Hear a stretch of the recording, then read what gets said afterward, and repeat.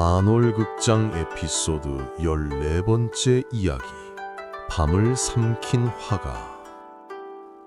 여러분, 혹시 그림에 영혼을 담는다는 말의 진짜 의미를 아시나요? 오늘 이야기는 도화서 화원들 사이에서만 비밀리에 전해져 내려오던 금서 화혼 비록을 바탕으로 재구성했습니다. 주의하세요. 이 이야기에는 금기, 집착, 그리고 소름 끼치는 반전이 포함되어 있습니다. 조선 중종 17년 한양 종로. 그의 이름은 이무견. 15살에 이미 도화서에 이름을 올린 천재 화가였습니다. 무견이 그린 그림은 살아있었습니다. 꽃을 그리면 향기가 풍기고 새를 그리면 지저귀는 소리가 들렸으며 사람을 그리면 눈빛에서 감정이 흘러나왔습니다. 저 아이의 그림에는 혼이 깃들어 있다. 사람들이 수군거리기 시작했습니다. 하지만 그들은 몰랐죠. 그것이 축복인지 저주인지를.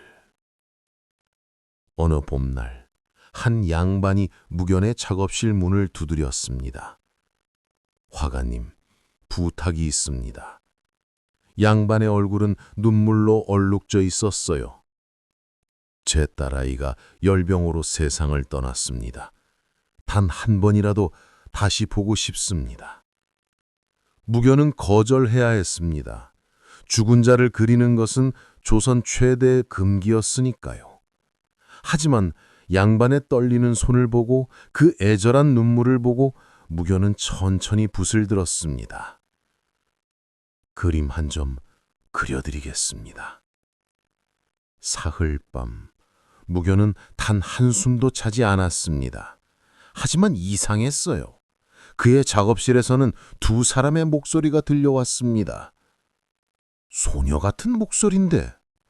하지만 그 집안은 이미 빈소를 차렸잖아. 하인들이 수군거렸습니다. 그리고 사흘째 되는 날 작업실 문틈으로 이상한 빛이 새어나왔어요. 푸르스름하면서도 차가운 빛, 마치 저승에서 올라온 듯한 빛이었습니다. 다음 날 아침 완성된 초상화를 본 양반은 그 자리에 주저앉아 버린 말았습니다. 이건 우리 딸이 정말로 살아있는 것 같소. 초상화를 집으로 가져간 그날 밤 양반의 집에서 이상한 일이 일어났습니다. 한밤중 방에서 어린 소녀의 웃음소리가 들려온 거예요. 호호호호! 양반이 깜짝 놀라 방문을 열었습니다. 하지만 방 안에는 아무도 없었어요. 벽에 걸린 초상화만이 갈빛을 받아 은은하게 빛나고 있었죠. 딸아, 내가 정말 거기 있는 거냐? 양반이 떨리는 목소리로 물었습니다. 그 순간 초상화 속 소녀의 입술이 미세하게 움직였습니다. 다음 날 새벽 양반은 미친 듯이 무견을 찾아왔습니다. 화가님, 그림이 살아 움직입니다. 사실 무견에게는 비밀이 있었습니다. 10살 때 그는 산속에서 죽어가는 노인을 만났어요. 그 노인은 무견에게 낡은 책 한 권을 건넸습니다. 화혼 비법, 그림에 영혼을 불어넣는 금서였죠. 하이야, 이 비법으로 그림을 그리면 세상 어떤 화가도 따라올 수 없는 걸작을 만들 수 있다. 하지만 노인의 목소리가 떨렸습니다. 대가는 내 목숨이다. 그림 한 점을 완성할 때마다 화가의 생명이 조금씩 그림으로 옮겨간다고 했습니다. 무견은 그때 생각했죠. 상관없다. 나는 영원히 남을 그림을 그리고 싶다. 죽은 소녀의 초상화 이후 무견의 소문은 한양 전체로 퍼졌습니다. 이 무견의 그림은 혼이 담겨 있다더라. 죽은 자도 살려낸다던데? 아니야, 저주받은 그림이라고 하더라. 어떤 이들은 그를 찾아와 그림을 부탁했고 어떤 이들은 그를 피했습니다. 하지만 무견은 멈추지 않았어요. 매일 밤 그는 붓을 들었습니다.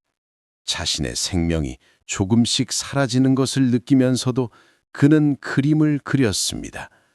완벽한 작품, 단 하나만이라도. 그의 얼굴은 나날이 창백해졌고 몸은 점점 야위어 갔습니다. 어느 날 밤, 무견은 거울 앞에 섰습니다. 훔푹 들어간 눈, 창백한 입술, 항상하게 드러난 광대뼈. 이대로 가면 나는 죽는다. 하지만 그의 손은 여전히 붓을 움켜쥐고 있었습니다. 멈출 수 있다. 지금이라도 붓을 놓으면 평범한 화가로 오래 살 수 있다. 무견은 떨리는 손으로 붓을 내려놓으려 했습니다. 하지만 그 순간 벽에 걸린 자신의 그림들이 눈에 들어왔습니다. 살아 숨쉬는 듯한 꽃들, 날아오를 듯한 새들, 영혼이 담긴 사람들의 눈빛. 아니다. 붓을 놓을 수는 없다. 평범하게 오래 사는 것보다 완벽한 단 한 점을 남기고 싶다. 그날 밤 무견은 마지막 선택을 했습니다. 죽음을 받아들이고 영원을 그리기로. 중종 12년 가을, 마침내 그 순간이 왔습니다. 중종이 무견을 불러들인 거예요. 경의 그림 솜씨가 천하 제일이라 하니 짐의 초상을 그려보라. 여러분, 이게 무슨 의미인지 아시겠죠? 왕의 초상화는 화가에게 최고의 영광이자 동시에 가장 위험한 작업이었습니다. 조금이라도 마음에 들지 않으면 목숨이 위태로웠죠. 하지만 무견에게는 더 큰 문제가 있었습니다. 이 그림을 완성하면 자신의 모든 생명이 그림으로 옮겨간다는 것을. 하지만 무견은 붓을 들었습니다. 한 점, 단 한 점의 완벽한 그림, 그것만 남길 수 있다면. 한 달간의 작업, 무견은 혈신의 힘을 다했습니다. 중종의 위험을, 왕의 고뇌를, 인간 이역의 외로움을, 모든 것을 담아냈습니다. 하지만 그림이 완성되어 갈수록 무견의 몸에서는 생기가 빠져나갔습니다. 마지막 붓질을 하는 순간 무견은 쓰러졌습니다. 다 됐다. 완성이다. 그의 마지막 말이었습니다. 2025년 봄, 서울 국립중앙박물관. 학예사들이 지하 수장고를 정리하던 중 먼지 쌓인 상자 하나를 발견했습니다. 안에는 낡은 초상화 한 점이 들어 있었어요. 조명 아래 먼지를 털어내자 곰팡이 냄새와 함께 오래된 아마인유 향이 퍼졌습니다. 500년 전 그날 밤의 공기가 살아 돌아온 것 같았습니다. 이게 중종의 진짜 어진인가요? 감정을 시작한 전문가들은 경악했습니다. 이 그림은 살아있습니다.